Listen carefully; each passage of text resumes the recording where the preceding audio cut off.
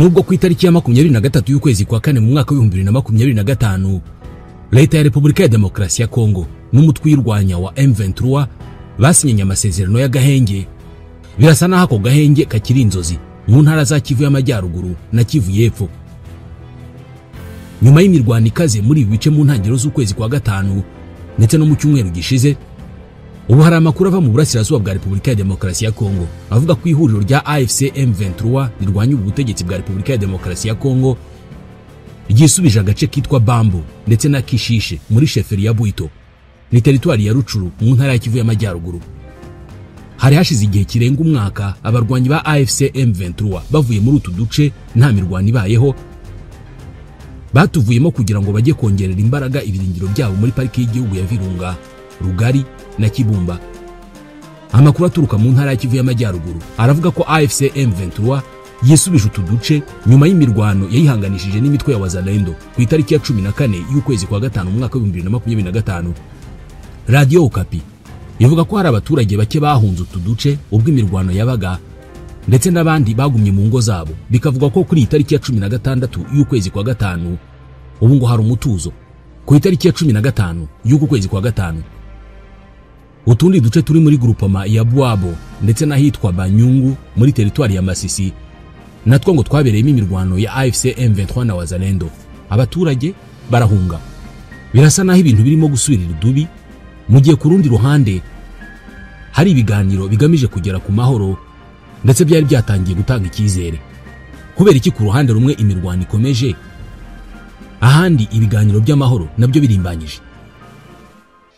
Inkuru y'ikinyamakuru igihe.com iravuga ko imirwano ikomeje mu gihe AFC M23 iri mu biganiro na leta ya Kongo. Ibiganiro birimo kubera muri Qatar kuva mu kwezi kwa gatatu muri uyu mwaka. Mu kwezi kwa kane impande zombi zari zavuze ko zagiranye amasezerano y'agahenge, ariko abarwanyi ba Wazalendo bashyigikiwe na leta ya Kongo bigaragara ko ibingibi batabiha agaciro. Ibi bikomeje kuba mu gihe Repubulika ya Demokarasi ya Kongo irimo kugenda isubira ku mvugo yahoranye yo gushinja u Rwanda kurutera, nubwo ibihugu byombi bigaragaza ko biri mu nzira nziza yo gukemura amakimbirane bifitanye. Minisitiri w'ububanyi n'amahanga wa Repubulika ya Demokarasi ya Kongo, Madame Therese Kayikwamba Wagner, numwe mu bagaragaza ko bagifitiye u Rwanda akangononwa nk'uko iki kinyamakuru cyabyanditse. Hari hamenyekanye inkuru nziza ku itariki ya 25 y'ukwezi kwa kane muri uyu mwaka ubwo u Rwanda na Repubulika ya Demokarasi ya Kongo babifashijwemo na Leta Zunze Ubumwe za Amerika basinyaga amasezerano ashyiraho amahame ngenderwaho mu kugarura amahoro mu karere. Ibi byari byaciye amarenga kwa karere ka Afurika y'ibiyaga binini kagiye kuruhuka intambara ndetse no kuba Repubulika ya Demokarasi ya Kongo ihora yegeka amakosa ku Rwanda. Icyizere cyarushijeho kwiyongera ubwo Leta Zunze Ubumwe za Amerika zateguzaga u Rwanda na Repubulika ya Demokarasi ya Kongo ko bazasinyira Washington amasezerano y'amahoro mu kwezi kwa gatandatu muri uyu mwaka, akazanaba imbarutso y'ubufatanye buvuguruye mu iterambere hagati y'ibyo bihugu bitatu.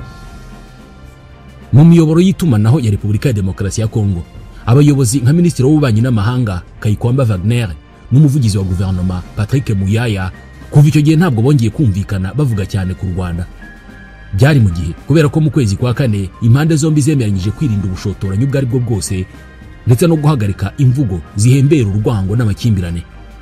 Nyuma y'iminsi myinshi, Minisitiri Kayikwamba abinyujije mu kiganiro yagiranye n'ikinyamakuru cy'Abadage Deutsche Welle yongeye gushinja u Rwanda guhungabanya umutekano w'uburasirazuba bw'igihugu cye ndetse no guhohotera ingabo ziri mu butumwa bw'amahoro bw'umuryango w'abibumbye MONUSCO. Icyo gihe yaravuze ati, dufite ubutumwa bunini bwo kugarura amahoro. Ati kimwe mu bihugu duturanye ari cyo u Rwanda kiri mu bitanga umusanzu mwinshi mu bikorwa byo kugarura amahoro. Atari ko icyo gihugu kivogera ubusugire bwacu kandi cyagize uruhare mu guhohotera abasirikari bari mu butumwa bw'amahoro.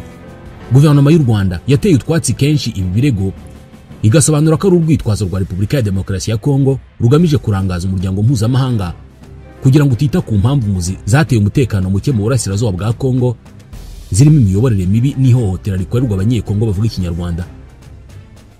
Mu gihe Repubulika ya Demokarasi ya Kongo ivuga ku busugire bwayo, u Rwanda narwo rugaragaza ko iki gihugu gicumbikiye kandi gifasha umutwe wa FDLR ufite umugambi wo kuruhungabanya. Runibutsa ko Perezida wa Repubulika ya Demokarasi ya Kongo Felix Antoine Tshisekedi yeruye ko ashaka gukuraho ubutegetsi bw'u Rwanda. Kubera izi mpamvu, u Rwanda rwakajije ingamba z'ubwirinzi ku mupaka, ni nazo zarufashije guhangana n'ibitero rwagabweho n'ihuriro ry'ingabo za FARDC ku itariki ya 27 y'ukwezi kwa mbere y'uko ihuriro AFC M23 rifata umujyi wa Goma. Ibi bitero byishe abaturage 16 bo mu karere ka Rubavu, hakomereka 161, inzu 200 zirangirika. Madame Kayikwamba yabajijwe niba Repubulika ya Demokarasi ya Kongo iha agaciro impungenge z'umutekano u Rwanda rugaragaza, asubiza ko abanyekongo aribo bagirirwa nabi.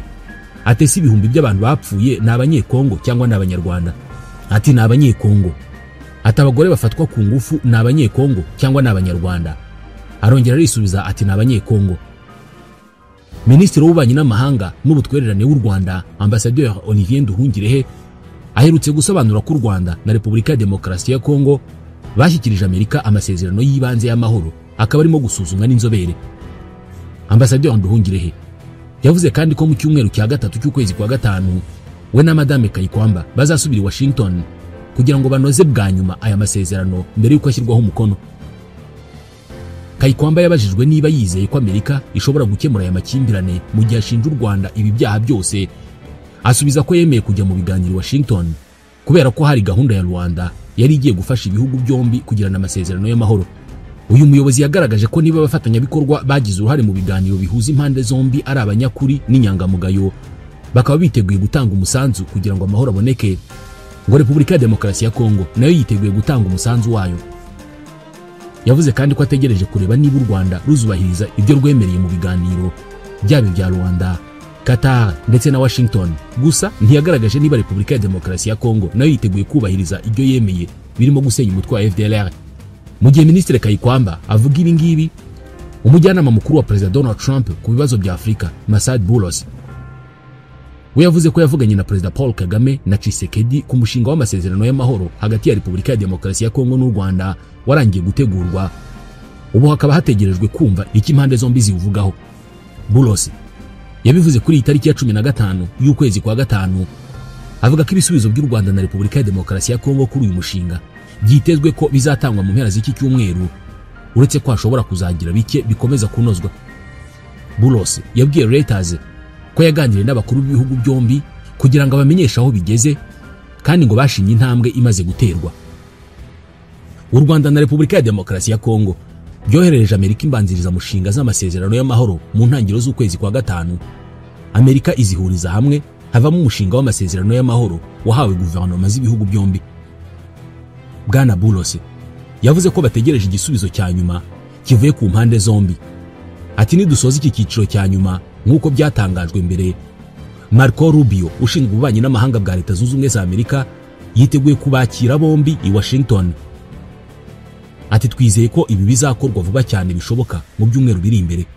Gusa Masad Boulos ntabwo yigeze atangaza itariki nyakuri ba Minisitiri w'ububanyi n'amahanga w'u Rwanda n'uwa Repubulika ya Demokarasi ya Kongo bashobora gusubirira i Washington. Amerika yagaragaje ko hari ingingo z'umushinga w'aya masezerano u Rwanda na Repubulika ya Demokarasi ya Kongo bashobora kutemeranyaho, bityo ko ba Minisitiri w'ububanyi n'amahanga bazasubira i Washington kugira ngo Amerika ibumvikanishe.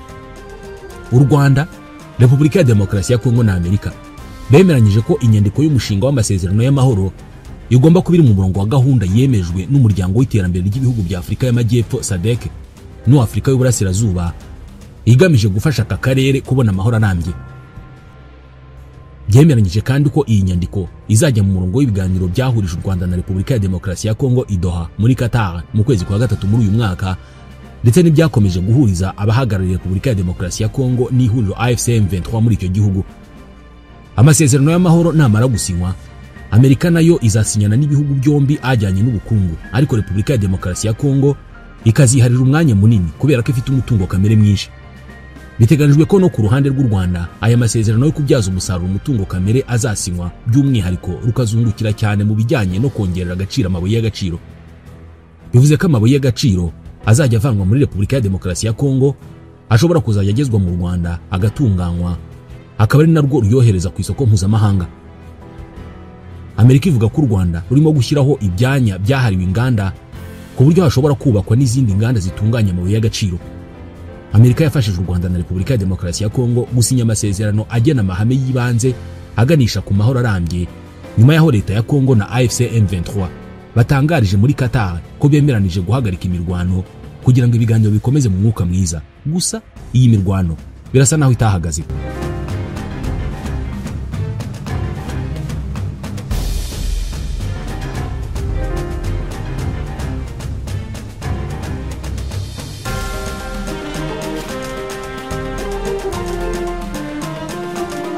uretse amakuru yo kwigarurira uduce dutandukanye by'umwihariko muri Kivu y'Amajyaruguru, ihuriro AFC M23 ryatangaje ko ryaciye icuruzwa ry'ibiyobyabwenge ndetse n'ibinyobwa biri mu macupa ari munsi ya mililitiro 300 mu mujyi wa Goma.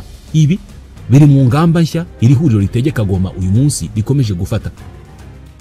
Umuyobozi w'uyu mujyi Julien Daniel Katembo yatangaje iki cyemezo mu nama yamuhuje n'abawutuyemo ku itariki ya 14 y'ukwezi kwa gatanu. Asobanura ko ikigamijwe ari ugusubiza Repubulika ya Demokarasi ya Kongo agaciro. Repubulika ya Demokarasi ya Kongo ifatwa nk'ahantu harangwa abantu bamwe bakanacuruza ku mugaragaro ibiyobyabwenge birimo urumogi, rimwe na rimwe bakanarwambutsa mu bihugu by'abaturanyi. Ibyo bituma biteza umutekano muke. Kuva AFC M23 yafata umujyi wa Goma mu kwezi kwa mbere muri uyu mwaka, yashyize imbaraga mu bikorwa byo kugarura umutekano birimo gushakisha intwaro zahishwe mu ngo z'abantu ndetse no gushakisha abafite umugambi wo guhungabanya umutekano.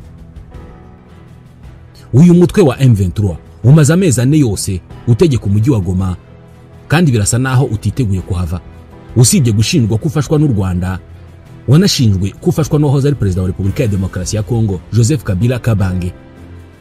Byongereye ibibazo hagati y'uwahoze ari perezida na leta yamusimbuye iyobowe na Felix Tshisekedi. Abanyapolitike batandukanye bari muri guverinoma basabye ko bwana Kabila yakurirwaho ubudahangarwa kugira ngo akurikiranwe n'inkiko muri Repubulika ya Demokarasi ya Kongo. Gusa abanyapolitike batandukanye muri iki gihugu bakomeje kutavuga rumwe na leta kukuba Sena yakwambura ubudahangarwa Joseph Kabila wabaye perezida w'iki gihugu kuva mu 2001 kugera mu 2019 kugira ngo atangire gukurikiranwa n'inkiko. Ubushinjacyaha bw'igisirikare cya Repubulika ya Demokarasi ya Kongo ku itariki ya 30 y'ukwezi kwa 4 bwandikiye Sena buyisaba kwambura Kabila ubudahangarwa kugira ngo bubone kumukurikiranaho ibyaha birimo kugambanira igihugu, kuba mu mutwe utemewe ndetse n'ibyaha by'intambara n'ibyibasiye inyoko muntu. Ibi byaha bihuzwa n'uruzinduko Kabila yagiriye mu mujyi wa Goma ugenzurwa na AFC M23 ku itariki ya 18 y'ukwezi kwa 4. Ubushinjacyaha bwagaragaje ko iki ari ikimenyetso gishimangira ko uyu munyapolitike ari mu buyobozi bw'iri huriro rirwanya ubutegetsi bwa Kongo. Ku itariki ya 15 y'uku kwezi kwa gatanu, Sena iyobowe na Michel Sama Lukonde wahoze ari minisitiri w'intebe yatangiye gusuzuma ugusaba k'ubushinjacyaha bwa gisirikare kugira ngo irebe niba amategeko yemera kwambura ubudahangarwa senateur wabaye umukuru w'igihugu. Moise Katumbi uyobora ishyaka Ensemble yagaragaje ko mu gihe umutekano wazambye mu burasirazuba bwa Kongo, umwuka mubi ukaba ukomeje gututumba mu banyekongo, umugambi wo kwambura Kabila ubudahangarwa ushobora kwenyegeza ugucikamo ibice. Yavuze ko yamaganye iki cyemezo kirengagiza itegeko hagamijwe kwihorera aho guharanira inyungu z'igihugu. Hata amahoro no kwishyira hamwe ku rwego rw'igihugu ni ibintu by'ingenzi mu gukemura ibibazo biri ubu, bidashobora kugaruka binyuze mu bikorwa bigamije guteza amakimbirane no gukuraho amahame ya demokarasi. Yasabye Perezida Tshisekedi kugirana na Kabila ndetse n'abandi ibiganiro by'ukuri kugira ngo baharanire kugera ku bumwe bw'abanyekongo, amahoro ndetse n'iterambere bifuza ko abagezaho nk'umukuru w'igihugu. Professeur Florimond Muteba uyobora urwego rushinzwe gukurikirana ikoreshwa ry'umutungo wa leta, we yagaragaje ko kwambura Kabila ubudahangarwa bisubiza inyuma ukwishyira hamwe kw'abanyekongo n'ibiganiro biteganyijwe mu gihugu bigamije gukemura amakimbirane ari hagati y'abaturage na leta. Uwitwa Francine Muyumba Nkanga wabaye senateur, we yavuze ko Kabila adafite ubudahangarwa nka senateur ahubwo ko abufite nk'uwabaye president. Yasobanuye ko Sena nta tegeko ifite ryo gushingiraho mu kwambura umunyapolitiki ubudahangarwa. Uyu Muyumba n'uwo mu ishyaka rya PPRD ryashinzwe na Kabila yagaragaje ko gahunda yo kwambura umuyobozi we ubudahangarwa ngo yenyegeze umwuka mubi wa politike mu gihe Repubulika ya Demokarasi ya Kongo ikeneye byihutirwa amahoro n'ubumwe. Leta yo yahisemo ngo kwenyegeza ugucikamo ibice aho gushaka ibisubizo. Minisiteri y'umutekano w'imbere mu gihugu muri Repubulika ya Demokarasi ya Kongo nayo ikomeje inzira zigamije gusenya burundu ishyaka PPRD, ishinja abayobozi bakuru baryo gushyigikira abahungabanya umutekano wa Repubulika ya Demokarasi ya Kongo. Ndetse vice president waryo Omba Minaku yavuze ko azakora ibishoboka byose kugira ngo Perezida Tshisekedi ave ku butegetsi.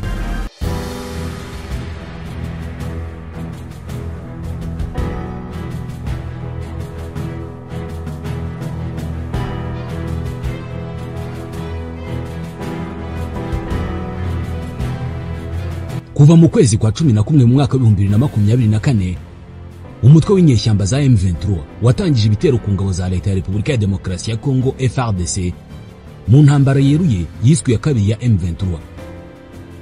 Abagize M23 ku kigero kiri hejuru ni abanyekongo bavuga ikinyarwanda, bavuga ko barwanira uburenganzira bw'abantu babo bamaze imyaka irenga 30 ari impunzi.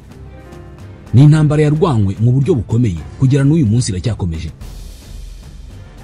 Ubwo hari hashize amezi 3 iyi ntambara yo muri Kongo itangiye, ku itariki ya 24 y'ukwezi kwa kabiri mu 2022, Perezida w'Uburusiya, umugabo w'ikirenga w'ingabo z'Uburusiya Vladimir Vladimirovich Putin yahaye amabwiriza igisirikare cye maze cyambuka imipaka ya Ukraine, gitangiza ibitero ku ngabo za Ukraine.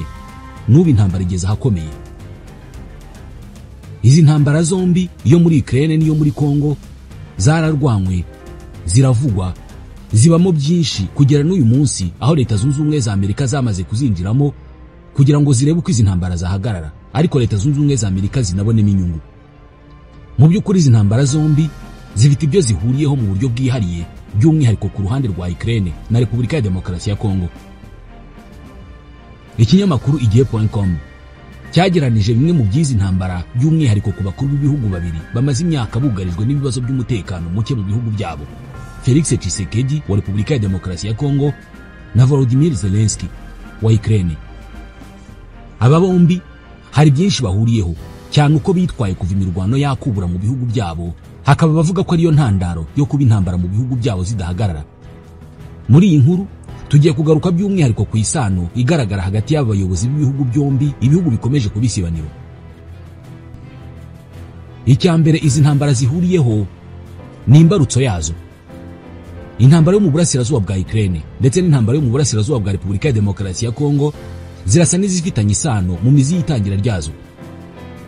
Ni intambara zatangiye hagana mu 2013, nyuma zigahosha, zongera kubura, imwe mu 2021, indi mu 2022. Ubwo Uburusiya bwatangizaga ibyo bwise ibikorwa bya gisirikare kuri Ukraine ku itariki ya 24 y'ukwa kabiri mu 2022, bwagaragaje ko impamvu nyamukuru y'iyo ntambara harimo guhatira Ukraine kutaba igicumbi cya OTAN ndetse no gutabara za repubulika z'abaturage ngo Ukraine ihagarike ubwicanyi muri Donbass. Uburusiya bwagaragazaga ko abayobozi ba Ukraine bafite umugambi wo gutsemba abaturage bavuga ikirusiya. Ku rundi ruhande, intambara yo mu burasirazuba bwa Repubulika ya Demokarasi ya Kongo hagati y'ingabo z'icyo gihugu n'umutwe wa M23 yubuye mu kwezi kwa 11 mu 2021. Nyuma uyu mutwe uza kunguka amaboko y'ihuriro ry'imitwe ya politike Alliance Fleuve Congo mu kwezi kwa 12 mu 2023, bituma imirwano irushaho gukomera. AFC M23 igaragaza ko irwanira uburenganzira bw'abanyekongo bavuga ikinyarwanda, leta y'icyo gihugu igambiriye gutsemba. Ingingo ya kabiri izi ntambara zombi zihuriyeho ni ukwihagararaho no kwanga ibiganiro. Mbere yuko intambara y'Uburusiya na Ukraine itangira, habuze gato ngo ibihugu byombi bisinyana amasezerano y'amahoro, ariko ku munota wa nyuma Ukraine bivamo igiriwe inama n'uwari minisitiri w'intebe w'Ubwongereza Boris Johnson. Perezida Felix Tshisekedi na Perezida Volodymyr Zelensky bahuriye ku kuva intambara zakubura mu bihugu byabo, baragiye begerwa kenshi bagasabwa kugirana ibiganiro n'uruhande bahanganye, ariko bakabitera utwatsi cyangwa bakabigendamo gake, ahubwo bagakomeza guhangana bya gisirikare. Ni inshuro nyinshi Uburusiya bwagaragarije Zelensky ko bwiteguye gushakira umuti ibibazo biri hagati yabwo na Ukraine binyuze mu nzira y'ibiganiro, ariko uyu mukuru w'igihugu inshuro nyinshi yagaragaje ko atiteguye kwicarana ku meza y'ibiganiro n'Uburusiya, ashinja gusagarira igihugu cye. Kimwe na mugenzi we Perezida Tshisekedi nawe yasabwe kenshi kugirana ibiganiro n'umutwe wa M23 kugira ngo hashakwe igisubizo cyageza ku mahoro arambye, ariko agatsemba avuga ko igihugu cye nta na rimwe kizicara ku meza amwe y'ibiganiro n'uwo mutwe, yavuga ko ari uw'iterabwoba. Nko mu minsi ishize mu kwezi kwa kabiri mu 2025 yongeye kubisubiramo mu nama mpuzamahanga ya politike n'umutekano i Munich mu Budage. Ati yo tuvuga ko tutazaganira na M23 ntabwo tuba twirata. Impamvu ya mbere nuko M23 yisha abantu benshi, irasa amabombe ku nkambi, abagore n'abana barapfa. Ati ntabwo twaganira n'umutwe w'iterabwoba. Ingingo ya gatatu bahuriyeho nuko abasirikare b'amahanga n'abacanshuro binjiye muri iyi ntambara. Mu 2024 Uburusiya bwavumbuye abasirikare b'abacanshuro b'abanyamahanga bagera ku 4,000 bagiye gufasha Ukraine guhangana nabwo. Ni ibi nta nini bivuga ko byagizwemo uruhare n'ibihugu byo mu burengerazuba bw'isi, by'umwihariko biri mu muryango wa OTAN, kubera ko byinshi byagaragaje ko bishyigikiye Ukraine ndetse biha inkunga zirimo intwaro n'amafaranga mu kuyitera ingabo mu bitugu. Ni mu gihe no ku ruhande rwa Repubulika ya Demokarasi ya Kongo mu kwezi kwa mbere mu 2025 abacanshuro b'abanyaburayi barenga 280 barwanaga ku ruhande rw'igisirikare cya leta FARDC banyuze mu Rwanda basubira iwabo. Hari nyuma y'uko umutwe wa M23 wari umaze kwigarurira ibice byinshi mu burasirazuba bwa Kongo. Mu mujyi wa Goma habarirwaga abacanshuro bagera kuri 800 bo mu mutwe wa Half wo muri Rumania.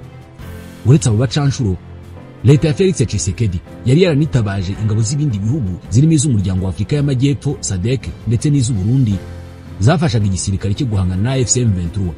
Nubwo nyuma y'uko uyu mutwe wigaruriye igice kinini cy'intara y'Kivu y'Amajyaruguru n'iy'Amajyepfo, izi ngabo z'amahanga inyinshi zamanitse amaboko. Kuri ubu ngubu ingabo za SADC zikaba ziri mu bikorwa byo gusubira iwabo zinyuze mu Rwanda. Ingingo ya gatatu bahuriyeho ni ugutakaza ibice byinshi by'igihugu ariko bagakomeza gutsimbarara. Kuva intambara y'Uburusiya na Ukraine yatangira mu kwezi kwa kabiri mu 2022, Ukraine imaze gutakaza ibice byinshi byo mu burasirazuba no mu majyepfo byigarurwa n'Uburusiya. Imibare yo mu 2024 yagaragaje ko Uburusiya bumaze kwigarurira 20% by'ubutaka bwa Ukraine butuweho n'abaturage ba Ukraine babarirwa hagati ya 3 na 3,500,000. Uduce turimo Crimea, Kherson, Zaporizhia, Donetsk na Luhansk ubu turagenzurwa n'Uburusiya, bikaba bivugwa ko ari uduce tungana na kilometero kare 4,168. Ku ruhande rwa Perezida Tshisekedi na Repubulika ya Demokarasi ya Kongo, ibice hafi ya byose byo mu burasirazuba bw'igihugu byamaze kwigarurirwa n'ihuriro rya AFC M23 kubera ko uyu mutwe w'abarwanyi wigaruriye by'umwihariko umurwa mukuru wa Kivu y'Amajyaruguru Goma n'uwa Kivu y'Amajyepfo Bukavu ndetse n'ibindi bice bikomeye muri izo ntara zombi. M23 ikaba yaranamaze gushyiraho abayobozi muri ibyo bice yigaruriye. Ingingo ya gatanu izi ntambara zombi zihuriyeho nuko hari abasirikare benshi baguye ku rugamba. Ukraine imaze gupfusha abasirikare benshi mu ntambara ihanganyemo n'Uburusiya kuva mu 2022. Hari raporo zivuga ko abagera kuri 1,000,000 aribo bamaze kugwa ku rugamba muri Ukraine kuva imirwano yishyamiranyije n'Uburusiya yatangira, naho abandi basirikare 100,000 bamaze gutoroka bakiza amagara yabo nubwo Ukraine itabyemera. Ku rundi ruhande, muri Repubulika ya Demokarasi ya Kongo naho habarurwa umubare munini w'abasirikare ba leta ndetse n'abihugu byaje gutera ingabo mu bitugu ingabo za Kongo bamaze kugwa ku rugamba bahanganyemo na M23, mu gihe hari abandi benshi bagiye batoroka bagahunga urugamba, barimo bagiye bafatwa bagakatirwa n'icyo gihugu igihano cyo kwicwa. Imibare yatangajwe na Repubulika ya Demokarasi ya Kongo ubwo AFC M23 yafataga umujyi wa Goma ari nawo wabereyemo imirwano ikomeye, yagaragaje ko abasirikare ba Kongo ndetse n'imitwe bafatanya irimo Wazalendo na FDLR baguye muri urwo rugamba barenga 2,500. Ingingo ya gatandatu aba bakuru b'ibihugu byombi Felix Tshisekedi na Zelensky bahuriyeho ni ugutabaza amahanga bagaragaza ko ibihugu byabo byashotowe. Nubwo hashyizwe imbaraga mu kurwana ku bihugu byabo ndetse no kugerageza guhangana n'umutekano muke wugarije ibyo bihugu, Perezida Tshisekedi na Volodymyr Zelensky kuva imirwano yakubura mu bihugu byabo bazengurutse amahanga bagaragaza ko barenganye, ku isi yose ikwiye guhaguruka ikabarenganura, mu gihe abo bahanganye bagaragaza ubushake bw'ibiganiro ariko bo ntibabikozwe, bagashaka ku isi ibafasha mu buryo bwa gisirikare. Aba bakuru b'ibihugu byombi bagaragaje kenshi kudashaka kwemera uruhare rwabo mu birimo kubera mu bihugu byabo kugira ngo haboneke igisubizo, ahubwo bagahamagarira amahanga kubafasha gukemura ibyo bibazo. Perezida Tshisekedi aho yageze hose yavuze ko ibibazo biri mu gihugu cye byose byatewe n'u Rwanda, nyamara u Rwanda rwo rukagaragaza ko ntawe ruhuriye n'ibibazo bya Kongo. Perezida Zelensky nawe yazengurutse amahanga ayasaba gufatira ibihano Uburusiya, kandi ibyo byarakozwe, gusa ntibyatumye intambara irangira, ahubwo ikigiye kubaho nuko intambara igomba kurangizwa n'ibiganiro. Ingingo ya karindwi izi ntambara zombi zihuriyeho ni uruhare rwa Amerika mu kugerageza kuzihosha, ariko nanone Amerika igashaka amabuye y'agaciro haba muri Kongo ndetse no muri Ukraine. Ukraine na Repubulika ya Demokarasi ya Kongo byose ni ibihugu bikize ku mutungo kamere w'amabuye y'agaciro, bikaba ibihugu byitabaje Amerika ngo ibifashe mu gushaka ibisubizo by'umutekano mu cyubugarije, ndetse byemerera Amerika kubyaza umusaruro uwo mutungo kamere wabyo, ariko ibisubizo bikaboneka uko ibyo bihugu bibishaka. Mu minsi ishize, Ukraine na Leta Zunze Ubumwe za Amerika basinye amasezerano y'ikoreshwa ry'umutungo kamere wa Ukraine nk'imwe mu ngamba zigamije kurangiza intambara irimo gushyamiranya icyo gihugu n'Uburusiya no kuzongera kubaka icyo gihugu cyasenywe n'iyi ntambara. Ku ruhande rwa Tshisekedi, mu kwezi kwa kabiri muri uyu mwaka nibwo byatangajwe ko yatangiye kureba uko yaha Leta Zunze Ubumwe za Amerika n'ibindi bihugu by'Uburayi ku mabuye y'agaciro igihugu cye gikizeho, kugira ngo ibyo bihugu nabyo bimufashe guhangana na M23 no kotsa igitutu u Rwanda ashinja gufasha uwo mutwe. Ingingo ya 8 abakuru b'ibihugu byombi bahuriyeho nuko kera kabaye bemeye ibiganiro. Nyuma y'imyaka myinshi yo kwinangira imitima no kwanga ibiganiro by'amahoro nabo bahanganye, Perezida Tshisekedi na Volodymyr Zelensky bombi bavuye kwizima bemera kugirana ibiganiro nabo bahanganye. Tshisekedi yemera kuganira na AFC M23, Zelensky yemera kuganira n'Uburusiya. Ni ibiganiro kandi Amerika yemeye kugiramo uruhare byombi, ibintu bimaze iminsi bigaragaje ko bisa n'ibishobora gutanga umusaruro wo kugera ku mahoro arambye. Nubwo ibingibi bari bimwe mu bigereranywa ku ntambara yo muri Ukraine niyo mu burasirazuba bwa Kongo, naho ibintu bigeze uyu munsi muri izi ntambara biracyagaragara ko bisa, kubera ko nubwo Leta Zunze Ubumwe za Amerika zinjiye mu bijyanye no gusinya amasezerano yo guhagarika izi ntambara, ariko ntacyo biratanga. Nk'ubwo mu ntambara yo muri Ukraine, Leta y'Uburusiya yavuze ko ingabo zayo zahanuye drone zirenga 500 ingabo za Ukraine zifashishije mu bitero bitandukanye zishwanyaguza na za misile z'ubwoko butandukanye. Minisiteri y'Ingabo y'Uburusiya ku itariki ya 7 y'ukwezi kwa gatanu yasobanuye ko muri misile zashwanyagujwe harimo 2 za HIMARS n'eshanu zitwa Neptune, gusa ntabwo yasobanuye igihe ibi bitero byagabiwe. Iyi minisiteri yagaragaje ko Ukraine ikomeje kugaba ibitero ku Burusiya mu gihe Perezida Vladimir Putin yemeye gutanga agahenge k'iminsi 3 mu rwego rwo kwizihiza umunsi w'intsinzi y'Abasovieti ku Badage bayoborwaga na Adolf Hitler mu ntambara ya kabiri y'isi. Yasobanuye ko mu gihe Ukraine yari kubahiriza aka gahenge ngo kashoboraga gufungura umuryango w'ibiganiro by'amahoro bitaziguye hagati y'impande zombi kandi bidafite amabwiriza biherekeza. Umuvugizi w'ibiro bya Perezida w'Uburusiya Dmitry Peskov yavuze ko ibi bitero bigaragaza ko Ukraine ishaka gukomeza ibikorwa by'iterabwoba aho gushaka amahoro. Ubwo Perezida Putin yateguzaga gahenge, Perezida Volodymyr Zelensky wa Ukraine yavuze ko Uburusiya budashaka guhagarika intambara ahubwo ko bushaka kurangaza amahanga. Bwana Zelensky yasobanuye ko Uburusiya bwagabye ibitero bya misile n'ibya drone zirenga 140 mu ijoro ryo ku itariki ya 7 kwa gatanu, kandi ko hapfuye abantu benshi abandi barakomereka mu turere turimo Kharkiv, Sumy na Kiev. Ndetse ibyo Uburusiya bwabitangaje nyuma y'umunsi umwe butangaje ko bwafunze by'agateganyo ibibuga by'indege 4 biherereye mu murwa mukuru Moscow kubera ibitero bya drone Ukraine yagabye muri uyu mujyi mu minsi 2 ikurikiranya. Umuyobozi w'umujyi wa Moscow Sergei Sobyanin abinyujije ku mbuga nkoranyambaga yavuze ko nibura drone 19 za Ukraine zarashwe mbere y'uko zigera mu mujyi, zari ziturutse mu byerekezo bitandukanye. Yavuze ko bimwe mu bisigazwa by'izo ndege byaguye muri imwe mu mihanda y'ingenzi yinjira mu mujyi wa Moscow, ariko nta muntu n'umwe wahitanwe nabyo. Kugeza ubu Ukraine nta kirabivugaho, ariko umuyobozi w'umujyi wa Kharkiv yavuze ko Uburusiya nabwo bwagabye ibitero by'indege zitagira abapilote muri uwo mujyi mu ijoro rishyira ku wa 4, ndetse no muri Kiev aho byahitanye umuntu umwe bikanasenya ibikorwa remezo by'abasivile. Iri ryari ijoro rya kabiri ryikurikiranya Uburusiya butangaje ko Ukraine yagabye ibitero bya drone, aho mu ijoro ryo ku wa 3 rishyira ku wa 4 Minisiteri y'Ingabo y'Uburusiya yavuze ko yarashe drone 26 zoherejwe na Ukraine. Mu gihe ibiganiro by'amahoro hagati y'impande zombi bitaragerwaho, ibihugu byombi bikomeje kugabanaho ibitero bya hato na hato. Ibibuga by'indege byari byafunzwe byaje gufungurwa nyuma y'amasaha make. Ni ibitero bikomeye mu gihe Uburusiya nabwo bwari bwagabye ibitero bikomeye kuri Ukraine mu cyumweru gishize mu mpera z'ukwezi kwa 4. Gusa ubagahenge Perezida Vladimir Putin yemeye ko kuva ku itariki ya 8 y'ukwa gatanu mu 2025 kugera ku ya 10 y'ukwa gatanu gasa na kubahirijweho gato, kubera ko kuri uyu wa 4 BBC yavuze ko mu ijoro rya mbere ryako gahenge nta bitero bya drone byabayeho. Gusa birasa naho icyizere cy'uko intambara ihagarara kitaraboneka rwose, kubera ko Leta Zunze Ubumwe za Amerika zongeye kwiha iminsi 100 ngo zirebe ko habaho amasezerano yo guhagarika intambara hagati y'Uburusiya na Ukraine. Biracyasa n'ibigoranye guhagarika intambara hagati y'Uburusiya na Ukraine nubwo Amerika ibifite mu kuboko, ariko ni nako bimeze ku burasirazuba bwa Kongo. Muri iki gice cya Repubulika ya Demokarasi ya Kongo naho intambara irakomeje. Kuri uyu wa 4 ibinyamakuru bitandukanye byavuze ko abarwanyi b'ihuriro AFC M23 bafashe sheferi yitwa Ruhinja yo muri teritwari ya Mwenga mu ntara ya Kivu y'Amajyepfo, bayigaruriye hatabayeho imirwano. Iyi sheferi ya Ruhinja izwiho kubikungahaye cyane ku mabuye y'agaciro nka zahabu, akaba ari sheferi yafashwe mu ijoro ryo ku itariki ya 6 rishyira ku ya 7 y'uku kwezi kwa 5, ikaba kandi agace gashobora gufasha abarwanyi b'iri huriro mu rugamba. Amakuru avuga ko aka gace ariko ka mbere ko muri iyi teritwari ya Mwenga gafashwe na AFC M23 kuva yatangira kugenzura Bukavu, ariyo murwa mukuru wa Kivu y'Amajyepfo. Gufata iyi sheferi ya Ruhinja byabaye nyuma y'uko abarwanyi b'iri huriro bari banatangiye kugenzura agace ka Kaziba nyuma yo kugaba ibitero ku barwanyi ba Wazalendo mu birindiro byabo mu cyumweru gishize.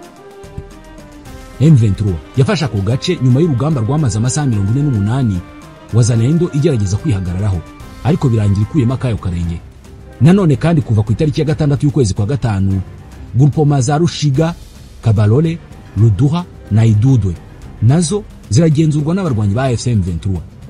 Amakuru kandi avuga ko abarwanyi ba AFC M23 bamaze kugota hitwa Ngando, Chihumba na hitwa Kashanga, ku buryo isaha iyo yose bakwigarurira utu duce. Bivugwa ko abarwanyi b'iri huriro bakomeje kurwana berekeza ahacukurwa amabuye y'agaciro na sosiyete y'Abanyakanada yitwa Twangiza Mining, ni mu birometero 5 uvuye muri Groupement ya Rushiga. Kandi ibyo byaje bikurikira amakuru y'ihangana rikomeye mu ntambara yeruye aho ingabo za Repubulika ya Demokarasi ya Kongo mu cyumweru gishize zahanganye n'umutwe wa M23 mu gace kitwa Runyansenge kari muri teritwari ya Lubero mu ntara ya Kivu y'Amajyaruguru. Iyi mirwano yabaye ku itariki ya 2 y'ukwezi kwa 5, irangira abarwanyi ba M23 bafasha aka gace. Abarwanyi benshi bari bahunze berekeza mu gace ka Kasindi ku mupaka wa Repubulika ya Demokarasi ya Kongo na Uganda. Mu gitondo cyo ku itariki ya 4 kwa 5 byemejwe ko abarwanyi ba M23 bambuye ingabo za leta ya Kongo akandi gace kitwa Katundu ndetse na Musenda muri Lubero. Ntacyo M23 yavuze kuri iyi mirwano, gusa akenshi yagiye isobanura ko mbere y'uko ifata uduce two mu burasirazuba bwa Kongo ngo yabaga yashotowe n'ingabo z'iki gihugu, cyangwa se ikabikora mu rwego rwo guhagarika ubugizi bwa nabi bukorerwa abasivile. Umuvugizi w'ingabo za leta ya Kongo zikorera mu majyaruguru y'intara ya Kivu y'Amajyaruguru, Colonel Mark Hakuzaye, ku itariki ya 4 y'ukwezi kwa 5 yashinje abarwanyi ba M23 kurenga ku gahenge kashyizweho umukono, yongera ko ingabo za leta ya Kongo zifite uburenganzira bwo gusubiza nubwo impande zombi zikomeje imirwano. Ubwo abazihagarariye bari muri Qatar ku itariki ya 23 y'ukwa 4 bagiranye amasezerano y'agahenge kugira ngo ibiganiro by'amahoro bikomeze mu mwuka mwiza. Muri iki gihe impande zombi zivugwaho gukomeza ibirindiro byazo mu ntara za Kivu zombi, byaba mu buryo bwa gisirikare ndetse n'ubw'ibikoresho. Gusa nubwo imirwano hagati y'impande zombi ikomeje, abahagarariye iri huriro rya AFC M23 basubiye mu biganiro by'amahoro bimaze igihe kirenga ukwezi bibera muri Qatar. Umunyamabanga uhoraho wa AFC Benjamin Bonimpa n'itsinda yoboye bageze muri Qatar mu mpera z'icyumweru gishize, basanga abahagarariye leta ya Kongo bari bamaze iminsi 2. Abahagarariye AFC M23 baherukaga guhura n'aba leta ya Kongo ku itariki ya 23 y'ukwa 4 ubwo basinyaga amasezerano yo guhagarika imirwano babifashijwemo na Qatar kugira ngo ibiganiro bikomeze mu mwuka mwiza. Bivugwa ko abahagarariye impande zombi bahuye ku itariki ya 4 y'ukwezi kwa 5, gusa ingingo baganiriyeho ntiziramenyekana.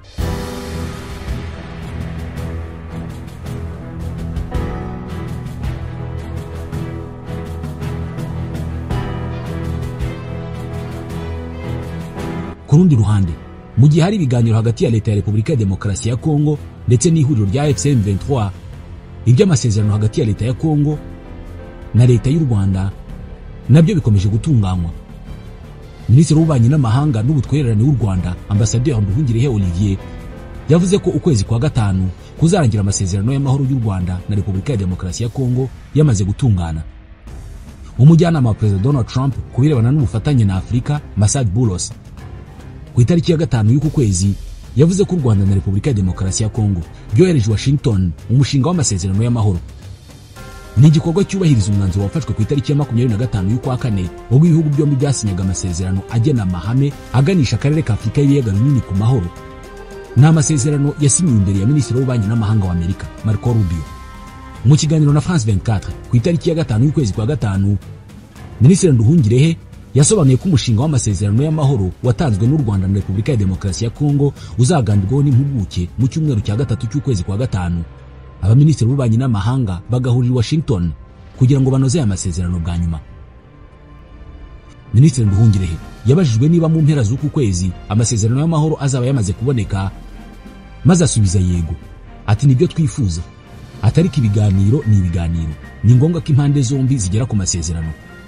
Yasobanuye ko ibiganiro byayobowe na Amerika, ibya Qatar ndetse n'umuryango wa Afurika yunze ubumwe byose byuzuzanya, cyane ko byose biganisha ku ntego rusange yo gukemura ibibazo bibangamiye umutekano w'u Rwanda n'uwa Repubulika ya Demokarasi ya Kongo. Bwana Nduhungirehe yashimangiye ko ibi biganiro byose byitezweho gukemura ibibazo birimo icya FDLR. Yasobanuye ko ibihugu byose byagize uruhare mu guhuza u Rwanda na Repubulika ya Demokarasi ya Kongo bizahagararirwa i Washington ubwo hazaba hasinywa amasezerano y'amahoro mu kwezi kwa gatandatu. Mu by'ukuri nk'uko bimeze muri Ukraine, ibyo guhagarika intambara mu burasirazuba bwa Repubulika ya Demokarasi ya Kongo nabyo ntibirafata icyerekezo gihamye ku buryo bikomeje gukorwaho, gusa birashyirwamo ingufu ku buryo bishobora gutanga icyerekezo cyiza. Ubwo rero mu by'ukuri ibi ni bimwe mu byo izi ntambara zimaze igihe zihungabanya isi zihuriyeho. Nubwo Leta Zunze Ubumwe za Amerika zirimo kugerageza gukora ibishoboka byose ngo izi ntambara zihagarare, by'umwihariko Perezida Donald Trump ngo wifuza kuba umunyamahoro akagarura ituze ku isi, birasa naho hakiri akazi ko gukora.